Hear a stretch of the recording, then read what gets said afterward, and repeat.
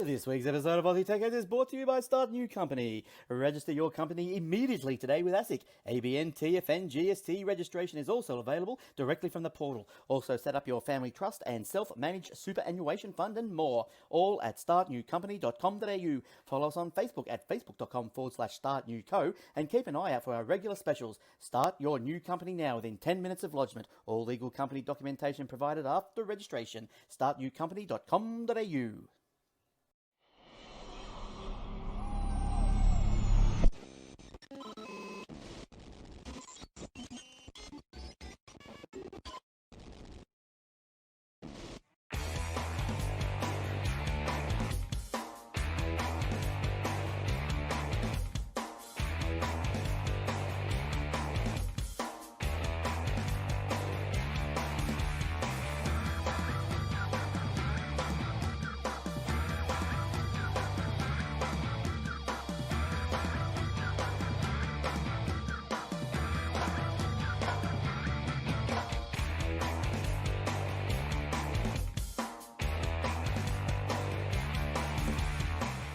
And also brought to you by athwebhosting.com.au. All our servers are operating on SSD drives, immediate activation, SSL certificates, Aussie support, domain registration and more. Easy install WordPress, Joomla, Drupal and 300 other one-click installations. Generous space and bandwidth, auto backups, WordPress help and maintenance plans are also available on Contact. If your web page is important for your business or your life, contact us today. Aussie support, secure services, athwebhosting.com.au. And now for the show. Welcome to episode 705 of the Aussie Tech Heads, recorded on the 12th of December 2020. I'm your host, Jason Oakley, and this is my co-host, Will Tompkinson. Hey, Will. Hey, mate. How goes it? What's going on? Don't you hate it when you go to click the button and your mouse button doesn't click? Time to get a new one, or you didn't give it enough cheese? This is a new one. I'll tell you what, my cats love cheese. Spent As soon as I get it out, give me cheese. Well, I settle down, this is my bloody cheese. No, we want it too. Reminds me of one of Bub's book, something about a cat wants custard. He goes through his routine and finally gets the fridge open and dials into the fridge into the custard and realises it's cold and slimy. It's not actually what he wanted. He goes, no, wait, I meant cream. I wanted cream. Too late now. Yeah. How's things? Bit warm up there again? Yeah, it's just, you know, it's just getting hot again, which is always fun. So it's that time of year it does that, I suppose. We've been having fun with our new Minecraft server. Yep. We haven't broken it yet either, which is like some sort of record. It's been almost a week. Vintage Beef's Zoo Pack, plus our own extra fun bits. Yeah, it's a nice pack. It's a good balance between exploration and building, with a little bit of tech, just to like backpacks and stuff and barrels, and that just to help you with your storage solutions. Yep. So it's got all my house set up and got an area set aside for some animals. You catch animals in a net. And then another area for the carnivorous animals that would eat the others if they were nearby. And I've just got to start on my aviary now. But I put a wooden fence right around my house and the areas that I've got so I can walk around without. The only thing that gets me now is the skellies, because they stand on the other side, go like, you little bus. I don't know what it was when I was trying to build these areas for my pets. A baby zombie comes running up to me, so I kill him. Straight away, another baby zombie comes running up to me, kill him. And I'm like, where the hell are they all coming from? They seem to be prolific in this one for some reason. I don't know. Every time I kill one, another one pops up. Yeah, well, sometimes they just, because it's so quick, they just get to you first. It just seems like that. Yeah. So. But yeah, we're having a lot of fun with that one, so I'm going to keep doing that, especially when I need some downtime and just not think and just relax and enjoy stuff. It's a good pack for that. It's a good pack where you don't have to think too much. You just chill and take it easy. And it seems like the more laid back you are, the easier the pack presents itself. Yeah. Just got to get some chickens now so I can get feathers for the tranquilizer darts to shoot into the big angry animals before I can catch them. Oh, you know how we travelled all that way back to those sheep so I could get some wool? Yep. Yeah, where my lighthouse is, if I go about 100 blocks to the west, there's a island. All it has on it is sheep. Please, dude. Come on, man, you're killing me here. So anyway, well, that was interesting. Oh, well, have fun. Yeah, went down to Sydney last weekend. They're supposed to be in Melbourne. They were having the Syntax demo party. So I emailed them and said, "Is it only in Melbourne?" And the guy who's running it is like, "No, no, we're going to have like half a dozen guys just going to get together in Sydney at some dude's place and bring their computers, talk about Commodore 64, and now watch the stream from Melbourne." Like, cool. So I'm a drive down to Sydney. Drive down to Sydney. Okay, where do I go? No answer. Go into the Discord. Does anybody know? We don't know nothing about that. Well, it was a nice drive down to Sydney to go to nothing. So I caught up with one of my friends from high school and we went to the movies, and they've got COVID movie seating, which is fantastic because no other buggers get allowed to sit anywhere near. And because of the type of movie it was, there was only maybe a dozen people maximum in there. So it was only in one of the smaller cinemas at Event. But yeah, it was David Byrne. He's the lead dude from Talking Heads. David Byrne's American Utopia, and it is fantastic. The only way it could have been better is if I was sitting in the audience when they filmed it, because it's like a Broadway thing and everything. Oh, okay. Does the whole show up on stage. All the instruments and everybody playing instrument have got mobile versions. So they've got drums that are strapped onto their body and they play the drums like this. There's a guy who's got a little drum up here. There's got the guitars and the keyboards and stuff, and everything is on them so that everybody is moving around constantly and dancing and jumping around. There's a guy and a girl who are doing their dance moves and stuff, and David Byrne is singing throughout it. And he does his usual songs, Burning Down the House and Once in a Lifetime. And at the end of it, he does We're on the Road to Nowhere. Yep. But he does like a really extended reprise of it where they all get off the stage and then walk around through the crowd that's at the show that they were filming, and walk through the crowd, and they just keep extending the song We're on the Road to Nowhere and walk all the way out. And they hop on their push bikes, go for a ride around the block, and they've got the camera. David Byrne is got a camera on his bike aimed at his face, and they switch between the different actors and dancers and stuff, and then they get back to the place and keep singing and dancing all the way back to the stage, and then that's the end. It was just really, really fantastic show. It's the best thing I've seen in probably 10, 15 years, maybe 20. Nice. Really, really interesting. You can watch a lot of the stuff that happens in it on YouTube. They've got it on there. I think it's an HBO thing too, so you can catch it there. But yeah, well worth a couple of hours watching something, especially if you like Talking Heads, which is a really good band. And David Byrne's just a musical genius with all the stuff on there. But I've got, I looked up on Spotify and it's got David Byrne's American Utopia album on there from the show. So I can basically listen to the whole show on Spotify while I'm working or driving the car or whatever. But yeah, if you like Talking Heads or you just like really good music, check it out. It's fantastic. Nice. Yep. Like so fun. then, I got to test out too. They got the new Norconex tunnel at Sydney. So before you get anywhere near Sydney, while you're still on the M1, you go off into a tunnel that goes right underneath everything and comes straight up onto the M2. So you don't go through North Ryde, you don't go through Pennant Hills and stop, start traffic lights, and everyone's trying to swap lanes and push each other out of the road. Then you have to stop and people come lined up like 6 of them at the petrol station. You just go through the tunnel at 80k an hour, come out onto the M2, and you haven't stopped moving. About time they did that. It is awesome. It takes 3 hours for me to get there now. It's like 4.5 before. Yeah, they've needed to do that for a while.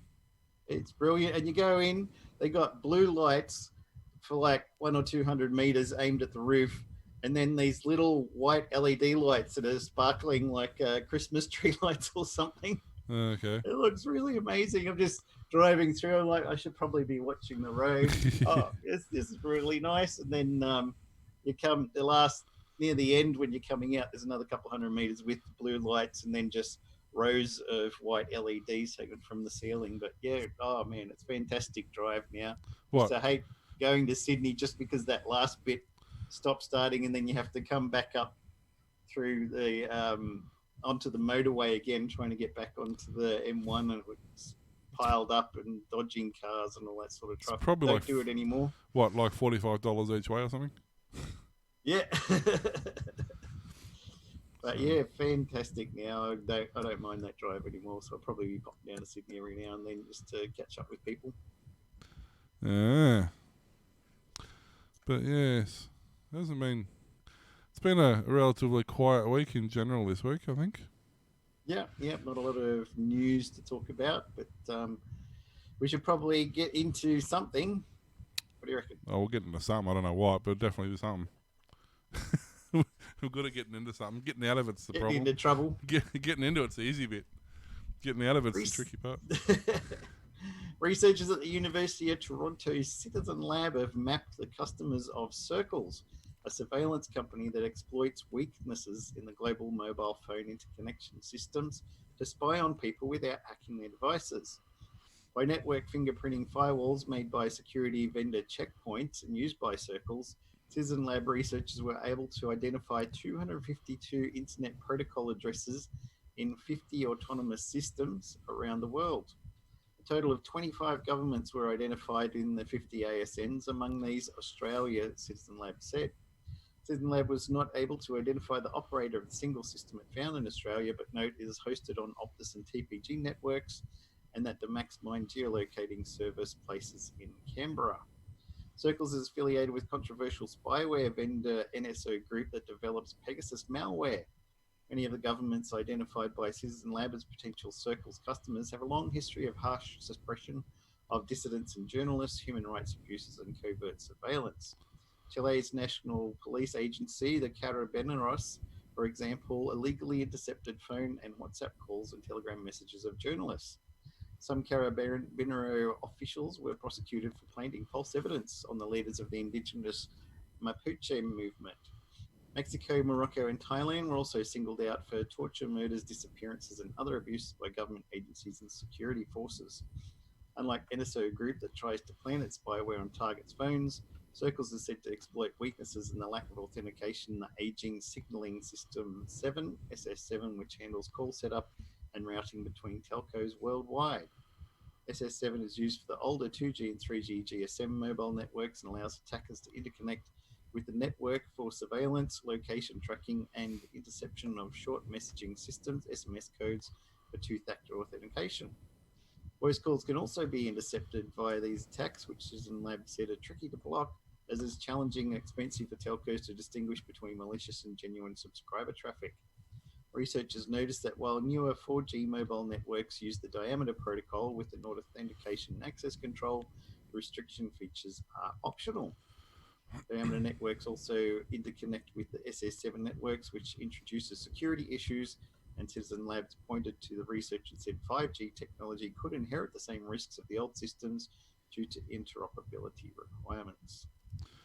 Yeah. So they can listen in and keep an eye on you even if they don't hack your phone or anything. Circles has Passively. been in trouble for a long time for various bits and pieces.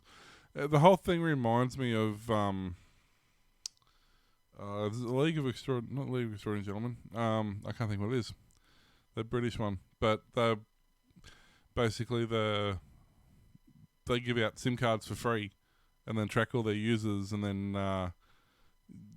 just whenever they wish, they can just trigger, mass hysteria and.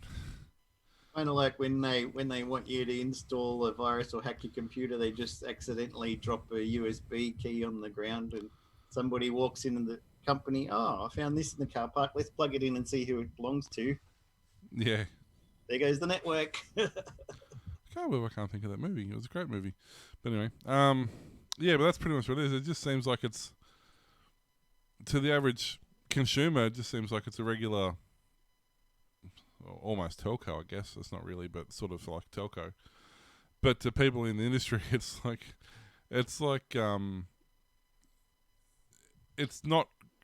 not quite bad enough to be like spyware or virus or malware, but it's one of those things that it's like that grey area that you just sort of never go anywhere near, you just stay away from.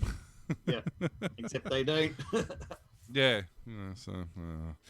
all the legacy systems that they have to support. So they're like, stuff security. They're really surprising they're still they're still around, really. Like, the amount of trouble they've got in over the years, it's quite scary, actually. They've done a lot of interesting things. They've made a lot of interesting choices. One way to put it. So, Very tactful, Mr. T. people don't like it when I'm not tactful. So apparently I'm too abrupt. We haven't had a rant for a while. What's going on? You're too tired. It's too exhausting ranting all the time. And I'm at the point now where, like, I just don't care anymore. I'm over it. What's going to happen? So, but yeah. So, I'll before I do my usual spiel, I need to thank the people who are currently watching. I'm just looking at my numbers, and we're probably about the highest viewership we've had in a long time. So I know there's not much. Hi, everybody. There's not much happening in the chat room, so feel free to jump in the chat room and you're currently watching. But there's a fair number of people watching, and I haven't seen this many people live for a while. So thanks for joining us, guys. They all took time off work coming up to the holidays so they can watch us. That's it. While we're at it, I need to thank our public Patreons, Kate Bouncing Yellow Skull, Daniel and Amanda D, David Bird, Chris, and we have some PayPal guys as well, Andrew G being the main one. Yes, Brett, I'm sorry, you're no one again. And we also have wow, words are hard tonight. See, I'm all excited. There's so many people watching. I can't contain myself. We have anonymous donors as well, so they're the ones who just want to be public. There's other people who are donators and contributors, and they wish to remain anonymous. So obviously You're all right now. We can't name them, but we do thank you. And just to say how much we do appreciate you guys, we will be running a draw for $4 $25 gift cards for 4 lucky, whether it be Patreon or Ko-fi or PayPal or donators of some description. And that'll be happening. I think we're drawing that on our last show for the year, which I believe is, what is it, 19th or something, whatever it is. Couple of weeks, sorry, 2 weeks anyway. So that'd be the what are we, 17th, yeah. So we'll be announcing the winners there. So you have to be watching because you have to contact us, otherwise you ain't going to get your card because we don't know where you live. And if anybody else wants a chance, get onto the Patreons and start donating. Patreon.com/AussieTechHeads. Yeah, Patreons. ko-fi.com/AussieTechHeads. Yep. I'll say because Mr. T will screw it up. Our Ko-fi. Our coffee. And yes. And also PayPal, you can do it through that way as well. I don't even say PayPal, let alone a coffee address. Told you, I'm tired. Leave me alone. Grandpa. It's not that it's past my bedtime. It's just my brain got about 10 minutes into the show and went, huh? What? You're turning into Glenn. Don't you ever say that. How dare you? How very dare you? That's it. I quit the show. Had enough. So yeah, so we do. It does mean a great deal to us, guys. You know, your $5, $4, whatever you're paying a month, more would be great. But your $4 a month that you guys are paying is beneficial. It helps us with hosting, helps us with our streaming software and various other bits and pieces we have to come up with during the year. Makes life a lot easier. We're not sponsored. We're not. We don't run ads, all that sort of stuff. So. It's, they might get an extra gig of RAM for his computer and make it work. More than a bloody gig of RAM. And he'll have 2 gigs. Wow. Yeah, that's it. Nobody should need that much RAM, huh? It'll almost be enough to run Chrome by itself. Oh, dear. So, no, thanks, guys. It helps a lot. But, yeah, so you have to be watching in a couple of weeks' time. Either watching live or that week during the show on your favourite podcasting platform or on the radio. It's on there as well. And listen for your name, and if we call it out, radio.com. That's it. And then you can win something back for being a supporter. So thanks, guys, for that. Now, we're taking the first caller immediately. We should just start that up again. That's Did you, guaranteed to go Did you right. get any steak knives to go with them? You gotta have steak knives. Only in the back. You're doing the Julius Caesar model, are you? Yeah. That's it. It's two brutes. Oh dear. Biggest anyway. So we've all we all got fond of eBay, and then Amazon did its thing and became the next eBay. And Kogan's had a fair crack at it as well, mind you. They're not doing half bad. Now Walmart is getting on the act. What? Walmart Plus. It's taking a page from Like Disney Plus, you get some cool TV shows. Yeah, like subscribe every Mandalorian. month and you get to watch different shows. Yeah, it is a membership program. It's subscription based and gives you access. Yes, you get all the access you could possibly need. It gives you access to unique benefits.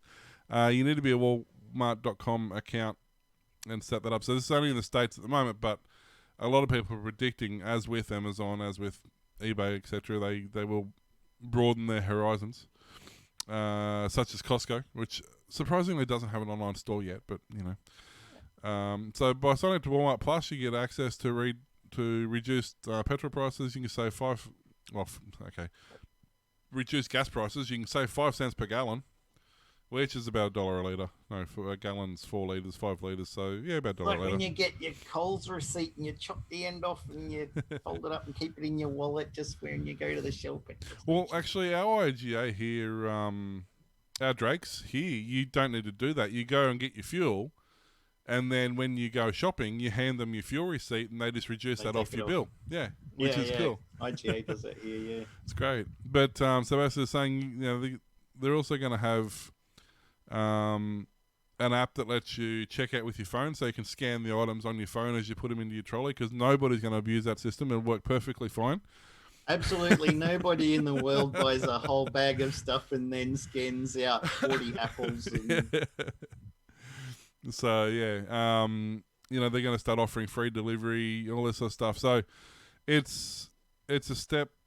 They're probably now at this stage. Okay, they're not in Australia yet. As I said, they're in America, but they're probably one step ahead of Costco, because Costco at the moment isn't doing any of this. So but the Amazon Prime obviously is an online thing now.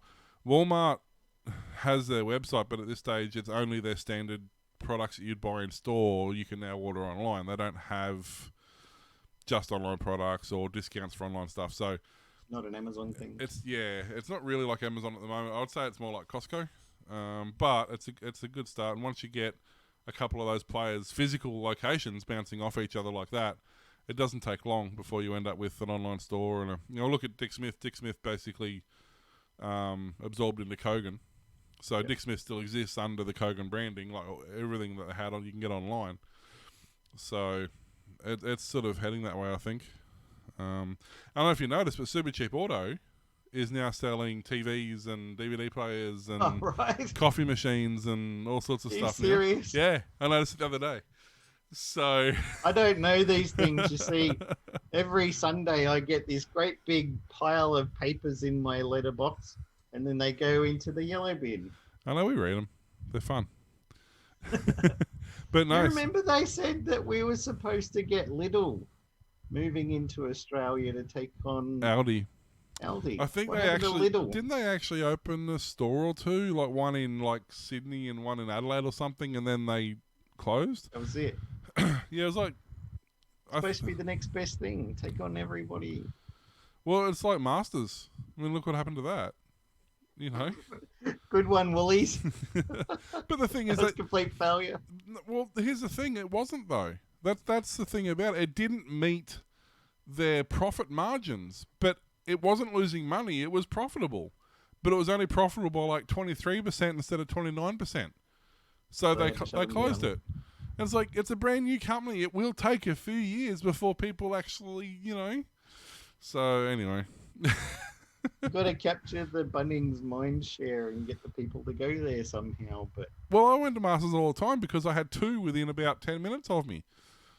Well, I go that way, Bunnings if I had gone that way just over the bridge Masters. Yeah. Yeah, I don't know. It's so nice. I mean, yes, you've still got, like, I prefer to go to my local hardware, but the thing is, if I'm only getting I a don't few think we things, got one anymore. yeah, we still got a local hardware store here. If I'm getting a few things, it's okay. You know, if I'm buying a couple of bits of timber or some couple litres of paint or a handful of screws, but if I want to buy a big amount of something, like if I want to buy 20 litres of paint to paint the walls in the rooms, it's nearly $100 dearer than going to Bunnings. You know what I'm annoyed about? They're owned by Westfarmers, the same as Coles. They should be letting me use my Flybuys card there. Yeah, I know, right? I never understood that. Right. But see, It's all the same that'd bite into their profit margin. main company. But if you got, said one time I was in Bunnings and I scanned it and nothing happened, and I said, "Man, this is owned by Westfarmers, the same as Coles and everyone." They're like, "No, it's not." I said, "I think you might want to go look that up." It works if you've got your Flybys linked to your card. You can do it that way. It is my credit card as my Flybys card. We should get Flybys on it then, because we do. Oh, okay. Yeah. If you've got a separate Flybys card, you won't. But if it's linked to your credit card, you will get points, yeah. Uh-huh. Yeah, we got... I've been getting it all this time. Old School Coda's just joined. How you doing, buddy? And What's up? Danielle, mate, I shall read your question in a second. I'll get back to you. What's your governor? So yeah. But anyway, so it's something interesting to look out to. So basically my point is that if they start pushing this, and then it's going to give Kogan it's going to give Costco some incentive and stuff, and we might end up with 3 Amazons, you know. And then Walmart opens up stores in Australia, and I can finally go get my assault weapons. That's it, yeah, exactly. I'm sure that's how it's going to work. That works in the US. Tens of thousands of people who had their New South Wales driver's license details exposed on a misconfigured Amazon Web Service bucket remain in the dark about the breach after more than 3 months. In late August, around 54,000 scanned New South Wales driver's licenses were discovered online by Bob Diachenko of Security Discovery while he was investigating another data breach. The more than 108,000 images of the front and back scan licenses were located in an open S3 instance, which also contained completed tolling notice statutory declarations. The New South Wales government quickly ruled out as the owner of the AWS S3 bucket, with the leak instead blamed on an unspecified third party. Cybersecurity New South Wales later confirmed that a commercial entity was responsible, though at the time it had not been provided with the information on the identity of the entity by AWS. AWS is understood to have notified the entity when the S3 bucket was closed after the breach was reported to the Australian Cybersecurity Centre in August. But while inquiries are continuing, it can reveal that Cybersecurity New South Wales is still unaware of the entity's identity or whether the entity's customers have been notified 3 months on. AWS will not disclose its owner due to contractual obligations with the entity, Cybersecurity New South Wales said. New South Wales government is therefore not aware of the identity of the commercial entity nor New South Wales customers that may have been affected by the breach. Spokesperson added that the Cybersecurity New South Wales are continuing to work with the state and federal agencies to determine the entity's identity and ensure customers are notified. An AWS spokesperson said the company has complied with the request from the Australian government related to this matter as required under the Privacy Act. AWS would not say whether it was aware the entity in question had notified its customers. The Office of the Australian Information Commissioner would only confirm that the parties subject to inquiries are commercial entities. While there is no requirement to notify, the data breach is not likely to result in serious harm. Any delays in this process can leave customers exposed to scams and other risks. The inability of New South Wales authorities in particular to identify the bucket owner also raised questions around whether the government should be able to step in the event of a serious data breach.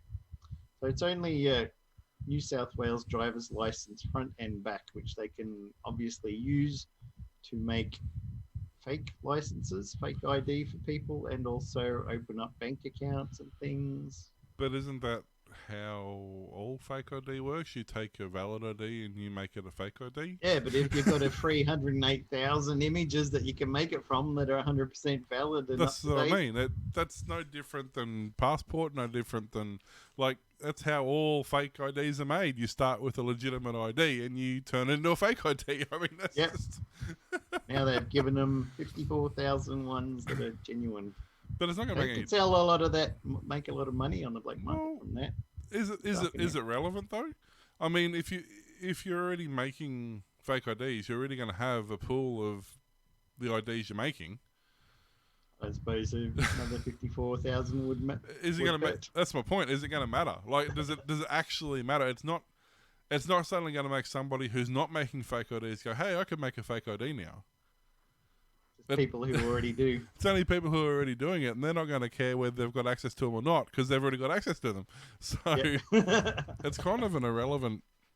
I mean, it's nice it's to not. know, though. I'm not saying it's a good thing that there's however many X amount of thousands that have been leaked, but So since they're not going to notify anyone, just wait until you get a letter in your letterbox from the Commonwealth Bank saying, "Thanks for opening a new bank account with a credit card of limit $20,000."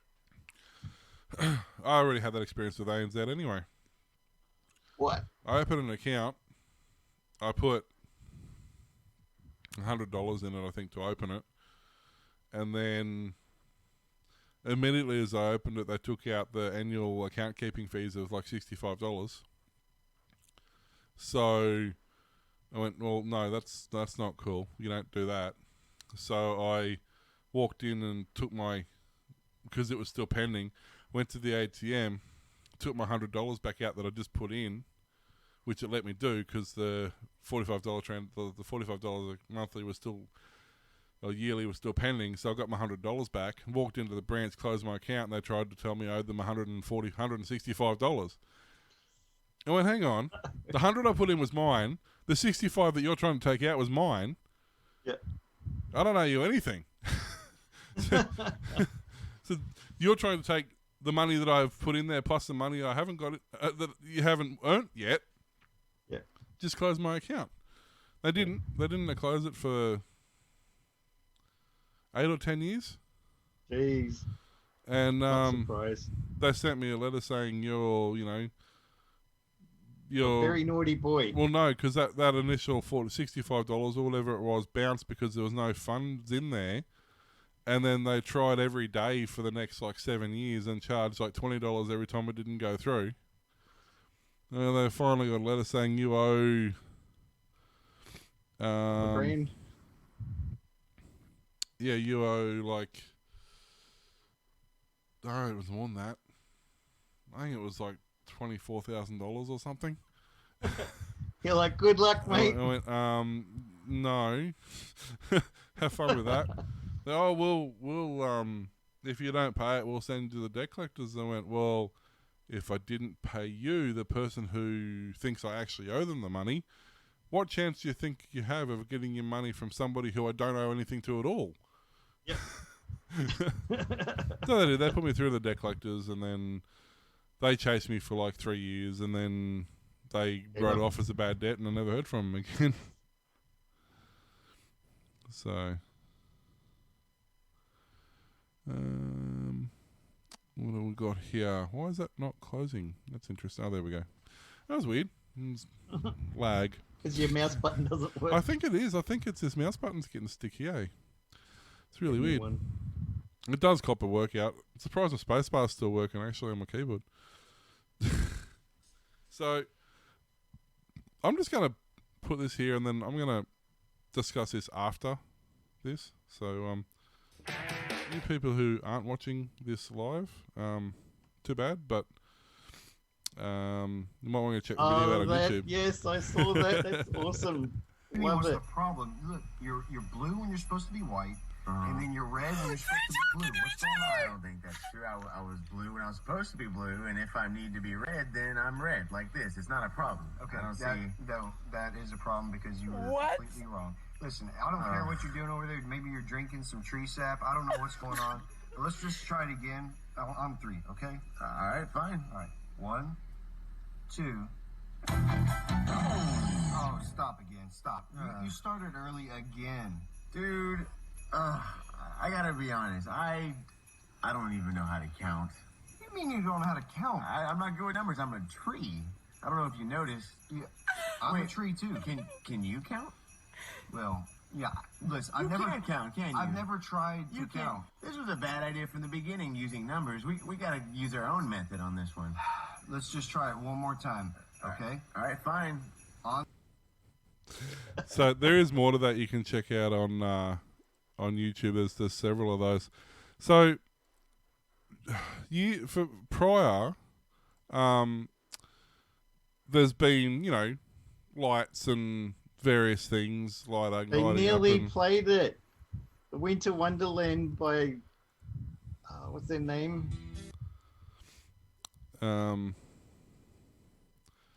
Well, there's like all sorts. I have to talk over this one, otherwise we got a copyright strike. But like with the Trans-Siberian Orchestra. yeah, with the advent of LEDs and Arduinos and microprocessors and Wi-Fi controllable stuff and low voltage stuff, and this whole Christmas decorating thing is really it's really changed the face of the way that you do something now. Yeah. You know, like in the old days, it was you chuck a couple of bits of tinsel up and put a couple of lights up, and there's your Christmas decks. But these days, it's almost like if you can't completely make your entire house into one giant light show. I blame the Griswold. Bloody Chevy Chase in that movie. Yeah, I think inspired too many people. Well, they did in How the Grinch Stole Christmas too. Remember, they at one point even had the gun that fired the light bulbs out so they could do their house.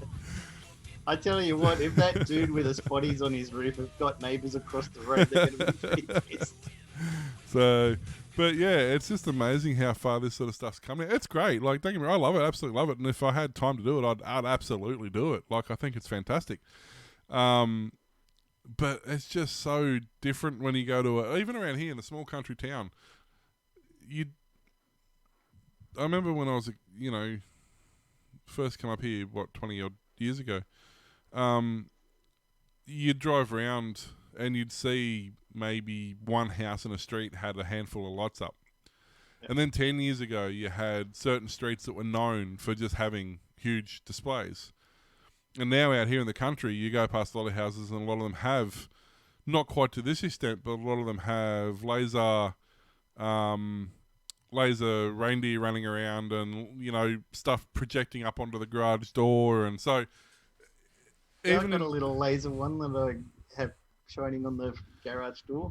Well, I've got one that does I think it's reindeer taking off, and then it goes X amount of days until Christmas, and then it goes to another thing. Like, it scrolls through. Nice. Yeah, it's like $5 at the warehouse. Yep. That's worthwhile. Yeah, I've got to put mine up this weekend. Yeah, this is the first year I'm going to worry about it. Bub's old enough now where he actually wants to help and wants to do it, so it's going to be the first time we're actually going to do it. It's all right. You go up on the roof. Yeah. String him along the guttering there. No. Step That's back. it. Oh, he's fallen off again. So. You got medical insurance. Don't worry about it. No, they bounce when they're that age. It's cool. And I need to, just with, who we got, Dan and Brett in the chat. I will chat with you guys after the show. You've entered a obscure realm with batteries. It's a very, very hot topic at the moment, so I will chat to you guys later about that. You're not wrong, but I just want to clarify a couple of things. So, yep. Just so you guys know, I am sort of paying attention to the chat rooms. But yeah, so what I'm saying is now it is officially December. You can start putting your Christmas decorations up without fear of people shooting you. So good luck with that. Did I go on with one now? No, I suppose so. KFC Australia has revealed plans to fit its stores and assets in them, like cool rooms, cookers and bins, with Internet of Things, IoT sensors, as part of an ongoing effort to become more data-driven. Group Information Services Manager Dean Jones told Snowflake's Data Cloud Summit 2020 that the IoT project would start down the track, building on a 3-year effort aimed at improving KFC's use of data. Jones said KFC planned to fit temperature sensors to stores, cool rooms, and cookers. It will also deploy garbage bin sensors and other devices to capture data in its store network. Our data scientists are really keen to get their hands on all this information. It's also going to be able to be used for ad hoc analysis, operational reporting, and integration back in of trigger alerts to our stores and to our restaurant general managers to let them know that your garbage bin hasn't been emptied for the last 4 hours or things like that. There's a lot of opportunities there from having a lot more data coming down the line. KFC, which is owned by Yum Brands, has around 683 restaurants in Australia, comprising 50 that are directly owned and the remainder which are franchised. Can you hear that? The company has 34,000 staff Australia-wide, a mix of those directly employed and those employed through the franchisees, and serves over 2 million customers a week. Jones said the IoT data would be pooled in a cloud-based data warehouse from Snowflake that the company stood up and uses as its data lake. Someone's just trying to land an airplane on the roof. Don't worry about that. It's fine. Good luck with that. Better than hailstones, right? I just love the fact they've called it Snowflake. I think that's hilarious. I don't know. I mean, there's a point where IoT is just there for the sake of doing IoT. Like, think too much micromanagement. I mean, everything's already monitored. All the temperatures and all the ovens and the cookers and the time that stuff's cooked for, it's already monitored. Can't go into one of these places without going beep, beep, beep, beep, beep, beep, beep. And I mean, IoT is a very strange concept. It's very hard to explain to somebody who isn't tech savvy what IoT is and what it's for. We should get Steve Kuchin back on again. Partly because I think a lot of the people who use IoT don't understand what it's for or what they're doing. You know what I mean? Like, they also don't understand the security. As who's that guy who's on Steve on Leo Laporte's show? Steve, wasn't it? Not Wozniak. The other one starts with a G. I can't remember. Anyway, he says the S in IoT stands for security. Yeah, exactly. It's what is his name now? It's bugging me. But yeah, it's a lot like that. Gibson, that's it. Thanks, Brett. Hey. I remember because in Hackers he hacks the Gibson. Yeah. I was rolling through my brain going, what's that line in Hackers? It's got Penn Jillette from Penn and Teller. It does. He's the dude in the security room. It's like I'd rabbit after the Trojan, and then I'd watched it a dozen times before I realised he was in it. Yeah. Yeah, it took me ages before I figured out it was him. Hack the planet. Hack the planet. But yeah, and I think ironically that actually ties in with IoT quite well. Some of the stuff they were doing, but there's a lot of I think devices like they're calling everything IoT, and I think that's where it's getting confusing because you look at your Wi-Fi light bulbs, they're IoT. So they're not. they're Wi-Fi light bulbs. You know. Then there are things that were supposed to be for things that didn't have a category, like Wi-Fi light bulbs fall under the category of home automation. You know, because they always have. There always those I remember back in mid-90s doing home automation. It was clunky. It was all done awkwardly. Speaking of Wi-Fi light bulbs, you're going to break it now. It's going to get stuck on like puce or something. But yeah, and it was all done mechanically and whatever, and nothing's changed. So now with Wi-Fi PowerPoints and light bulbs and fans and fridges and all that, that's not really IoT. That's like home automation on steroids. IoT is more like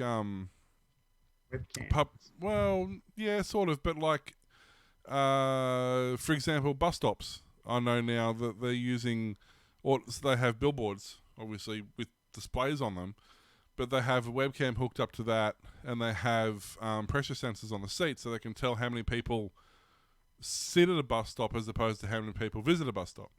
Yep. You know, stuff like that, where it doesn't really fall into a category of existing technology. You know, and that's what the IoT stuff's supposed to be. So, I think using IoT for something like in KFC's case, that's really hard to say. Where Everything's hard to say for you tonight, son. Pretty Don't much, get like that. where they're basically just implementing something for the sake of implementing it. I think that's when you start really running into issues, not only complicating simple things, but you start running into workflow issues. Because if suddenly, you know, you're allowing, let's say I don't know what the timing are, let's say it takes 6 minutes to cook chips, right? If that IoT device isn't set at that exact time for when those go in, or if something happens and it crashes, or it doesn't trigger correctly when you put the next one, you've taken, you know, what was just a straightforward timer that went in and did its thing and beeped after 6 minutes. There's now this complicated thing that's measuring the temperature and it's measuring, you know, the how many times it's been done, and it's measuring all this other stuff. But if that sensor fails, well, you know, what's your fallback? And why is that so important? Like, why do you need to know that?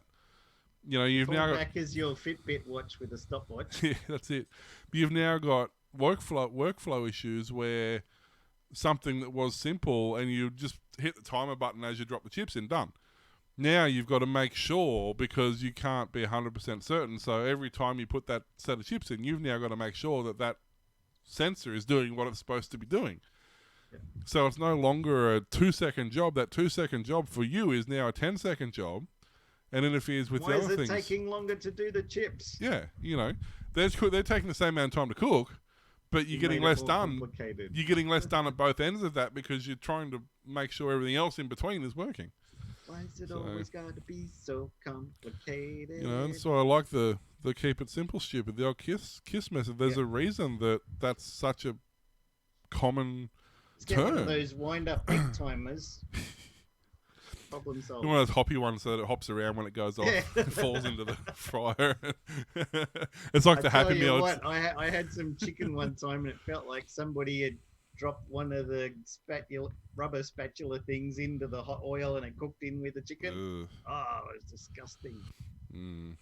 Nothing It like just good tasted old like burned plastic or rubber through all the chicken. nothing like good old fashioned oven pressure cooked in oil KFC chicken. It's just Just remind me of that kid on The Simpsons.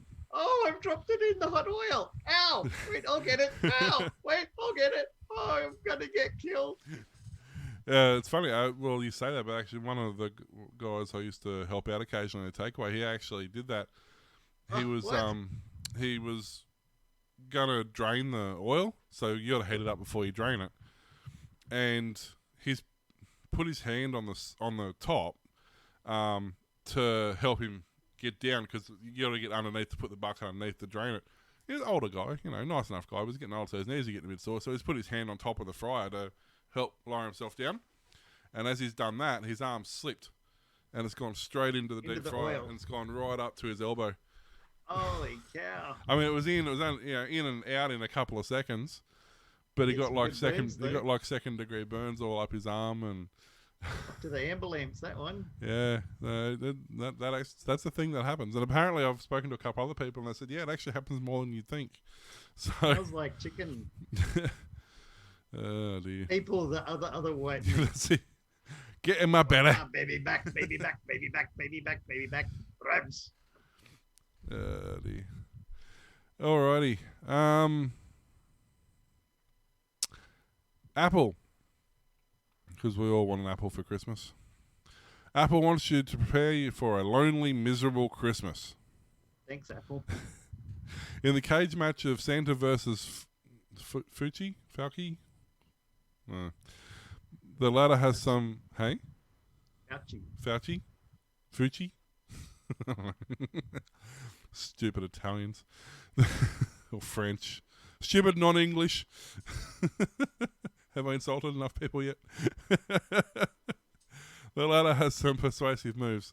America's foremost epidemiologist predicts a surge upon surge of the coronavirus as we approach Christmas. What can Santa say to counter that? Somehow ho ho ho doesn't necessarily cut it. It seems indeed that Apple's already flipped to their side. Its new holiday ad offers no families, no hugging, no certainty, no mistletoe-inspired mischief. Instead, here in North Philadelphia's based rapper Tira Whack, finding the spirit of Christmas decidedly muted. Yes, of course, she has her AirPods to help her wade through the streets alone. Still, she doesn't feel good about and doesn't want to lie about it. No, she's not wearing a mask, which might upset some people. On the other hand, Whack's scarf gets so long that it begins to cover her mouth and nose. Why? Because it's art. Then she gets home to a lonely apartment. She doesn't want to be judged. She just raps. She just wants to be herself. Being yourself isn't so easy right now. Many people are being encouraged to think of others before they're overwhelming themselves, in the spirit that hasn't quite been embraced by musicians such as Cardi B and Rita Ora? Whack, though, is herself and her music, and that may not be enough. She is a large traditional HomePod. She tells traditional Siri to turn it way up. This, for reasons of artistic symbolism, causes the HomePod to explode and leave behind a HomePod Mini. What could this mean? That a traditional HomePod was never really that? That Siri is a secret self-destruct button? That Apple's holiday is nakedly commercialistic? But wait, the Mini is your path to a new, smaller you that's more positive and festiva.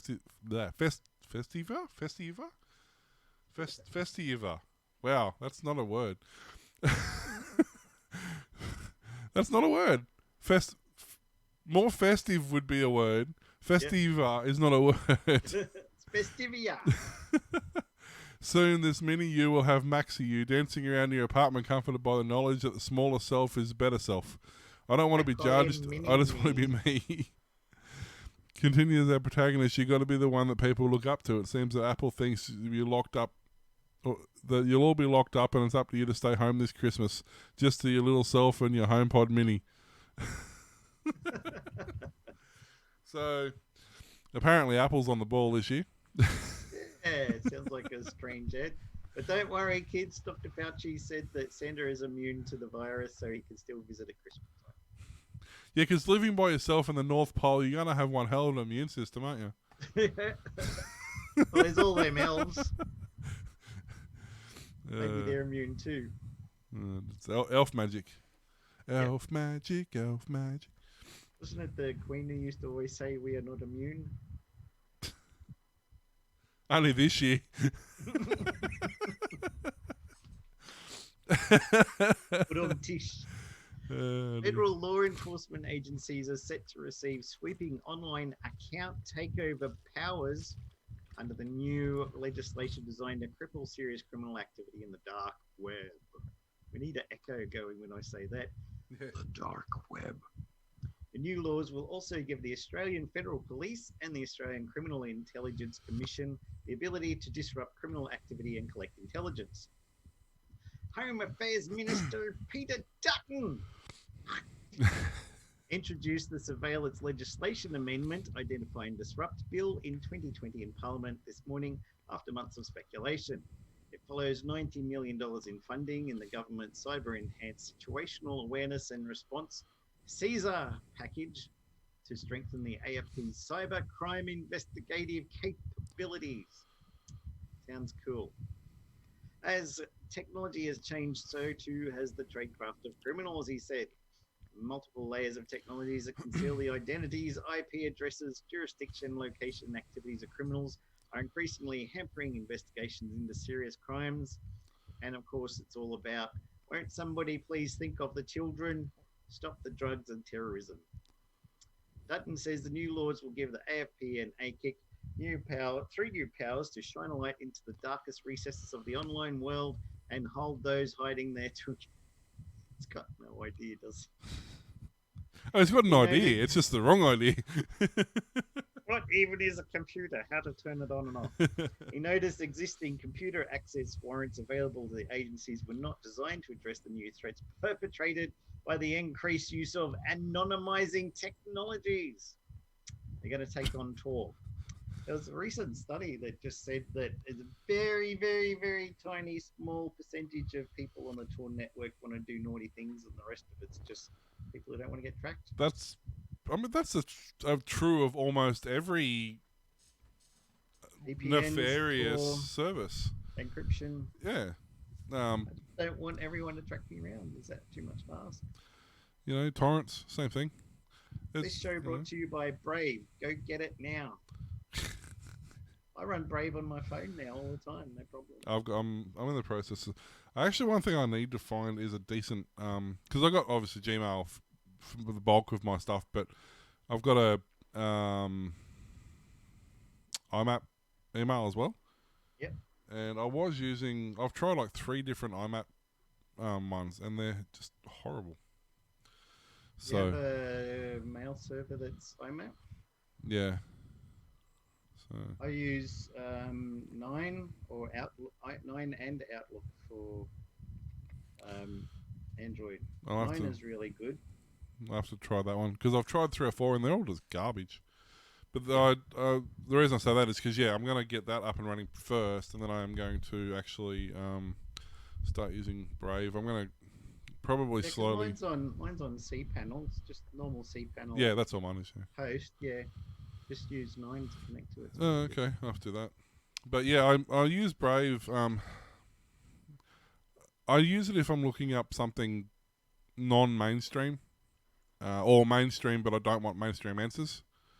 Because if you use, often I'll use DuckDuckGo in Chrome, but I find that even that, the caching screws with the results a bit. Even if you use, because if you use, I can't find anything with DuckDuckGo. I tried it for like 3 months, and the number of times that I had to keep on going to Google, it was just like, I might as well.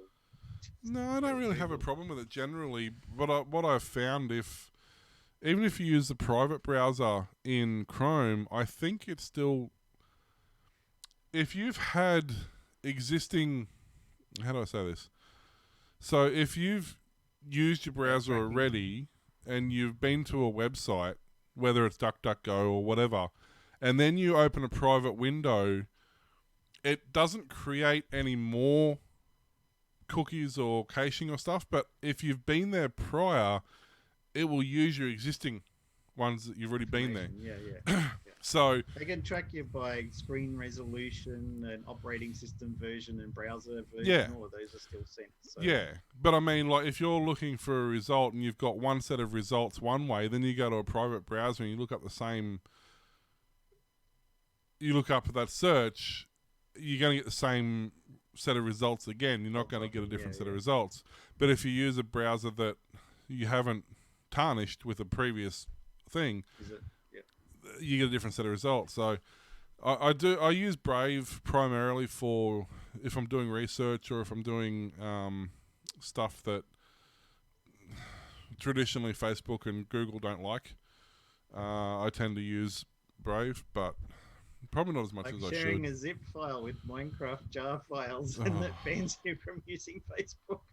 Yeah, that was ridiculous. That was. So tried to do it to me too, didn't they? Yeah. Oh, you're sharing a zip file. Quick, let's ban you forever. Yeah. Dumbasses.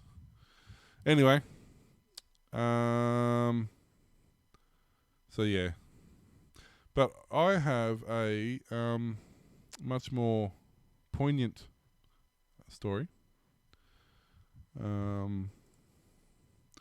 So we all know that the monoliths have been playing funny buggers and people have been... There was another story up above that looked interesting. You all know that the monoliths have been people playing funny buggers, setting them up, pulling them down, taking photos, all that sort of stuff.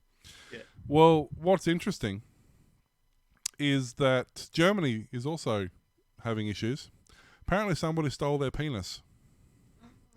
Aussie German sausage.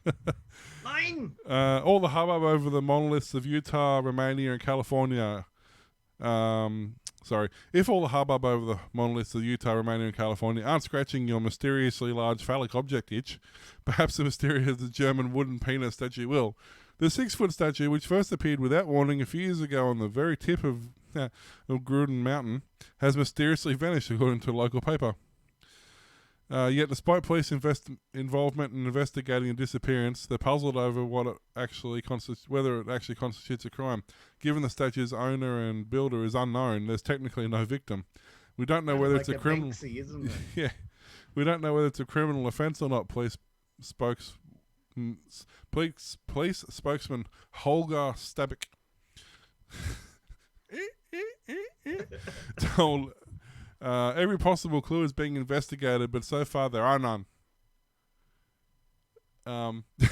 You're investigating everything, but there's nothing to investigate? Who are you going to investigate for? You don't know who's taken it or where it's gone or when or why, how. According to a Mashable, all that's currently standing on the statue's prominent peak is a stump, sawdust, and lingering mystery. Nevertheless, given the statue's fame, it's even been designated a cultural monument by Google Maps. The investigation will continue until a 200-kilogram wooden penis is located. So you can keep those monoliths. I think they're like Reddit or 4chan is trolling the world for fun. Oh, someone is. Yeah. Deep in the 4chan somewhere, there's a hidden channel where people are like, you want to see something funny? Let's put together. This dude's like, oh yeah, I got some metalworking skills. I'll post one to Romania, one to California, and then I'll whack mine up, leave it there for a week, and take it away in the night. Then you guys have a go. Well, the one at was it the one at which one was it? One of them was getting taken down, and there's somebody took photo. The Utah one. There's actually photos of people taking it apart. Ah. Yeah. So, but I think there's probably 2 or 3 of them, and yeah, they're keeping one up and taking one down and moving one, and like they're constantly in rotation. But I mean, it's a fair. Is anybody tracking these on a world map? Put a dot where they're moving. See what they come up with. Once it's finished moving all the spaces around, you join all the dots together, and it's going to be dick butt for sure. And if it's not, it should be. Should be. If you guys have seriously not got dick butt in these around the world, I mean, Australia's shape kind of look anyway. it's already halfway there. Oh dear. You got any more stories? I hope not. I can't. Not after that. No, that's penises and dick butt, and that's the limit. Giant phallus. Thanks for listening to the Aussie Tech Ed Show broadcast weekly. Please tune in again. Or not. I mean, it's entirely up to you. We can be found at facebook.com/AussieTechHeads, twitter.com/AussieTechHeads, and youtube.com/AussieTechHeads. Now also at patreon.com/AussieTechHeads. Sign up for $4 a month, $10 a month, or for several other tiers. See the site for details. And coffee.com, ko-i. See? ko-fi.com/AussieTechHeads. Make a one-off donation of any size, and don't forget you'll go into the draw to win one of the gift vouchers. Email us Warlock at aussietechheads.com.au. You can hear Aussie Tech Heads on aussietechradio.com. 24/7 back-to-back play of some of the best tech-related shows from around Australia and New Zealand. New shows added each Friday. And it's good night from me. And it's good night from him. Good night. See ya.